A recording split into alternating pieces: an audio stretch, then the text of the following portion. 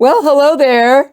Debbie here, as if you didn't know, because if you're following me, you know who I am.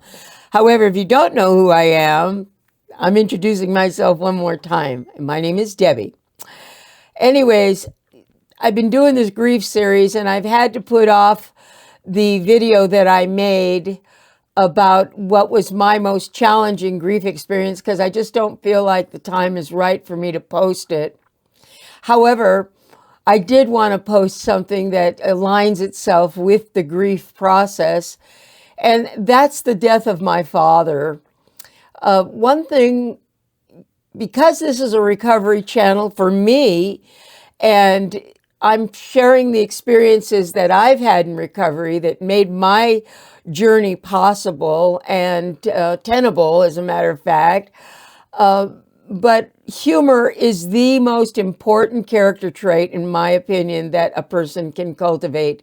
And if you're not born with a sense of humor and you're not surrounded by people who are outrageously funny, which I was, then you need to cultivate that trait, because humor will take you through so many difficult periods, so many unbelievable, tragic, and horrible times. My weird sense of humor and my sarcasm, it has taken me through a lot of devastating experiences. And of course, the loss of my father, who was the most important person in my life, next to my grandmother, which is his mother. My father really gave me a platform for life that took me through so many difficult experiences. My father was a funny man, and he was a wonderful man. He was a man with great character, and he wasn't a perfect man. He made a lot of mistakes, and God bless my dad. He was handsome, he was charming, he was funny, he was educated, self-educated, I might add. And he just had a heart for so many people. When he was dying, he was being honored by people from all over the world. They came from Canada and Japan and Africa and all the places he'd visited and all the people that he'd influenced. My home was a youth hostel when I was 16, and my father started that youth hostel. It was the only one in Los Angeles. So we had lots of people all the time from all different ethnicities and cultures staying with us. And it was an amazing place to grow up. Of course, being a bratty 16-year-old like I was, I didn't appreciate it that sometimes I had to share my room with somebody from another country, but I got over that. And I had some amazing experiences myself that were culturally diverse. So anyways, my father, when he was dying, we had hospice come in, and he had been diagnosed with cancer, and they gave him 3 months to live. He actually lived 9 months, and that 9 months was an amazing experience. And when you're preparing for someone to die, the grief isn't as great because you anticipate that the end is near, and you take every opportunity to enjoy every moment you can with that person. And so there was a particular event that I wanted to share with my audience when my dad was dying. So we had the bed in the living room, and hospice would come in and they'd take care of him, and all his medication was there. And at this particular time, I was there, my stepmother was there, and my sons were there. And we surrounded his bed. And my father, for a good deal of the time, we didn't know if he was cognizant of what was going on or not, because for long periods of time, he'd be in the bed and he'd be like this. And it seemed like he was like in semi-comatose or something. He wasn't communicating. There wasn't any changes in expression or his movement. And so we didn't know really what he was aware of, if he was hearing us, if he was, digesting what was going on. But anyways, my stepmother, God bless her, she was a great lady. My dad and her met.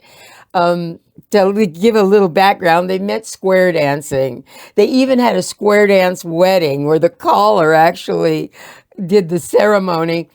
And my father, with all of his wonderful traits, he had his foibles too. And I think nowadays some would call him maybe a womanizer. I never saw him as a womanizer, but I know he loved women. But who wouldn't love him?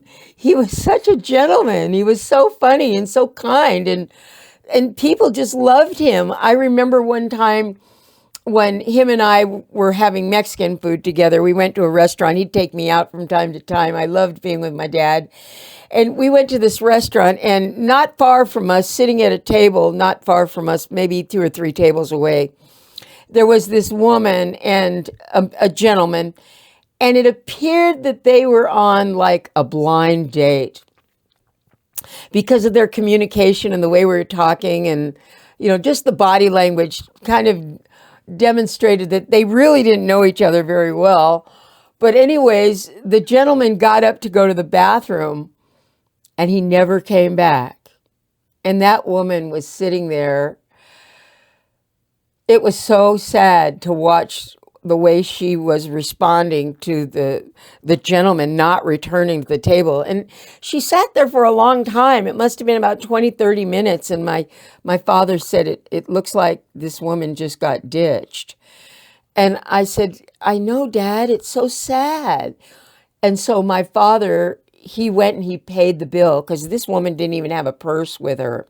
My father went and paid the bill, and he leaned over and he told the woman it was all right, that the bill had been taken care of, and he hoped that she had a better day. And I saw my dad do things like that all the time.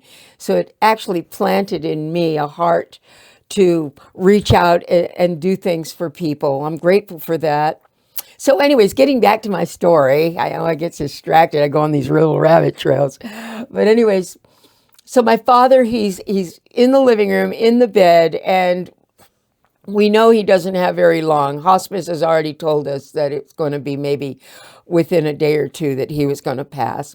And so my dad is laying there, and he's like this. When suddenly my stepmother, she gets hysterical. I mean, out of her mind, hysterical.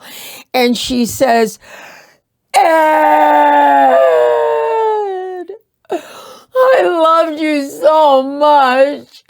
You took me to so many wonderful places. My dad, he goes like this.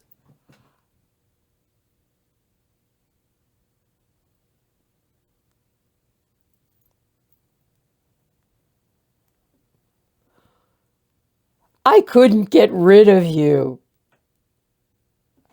We cracked up. Everybody cracked up, even my stepmother.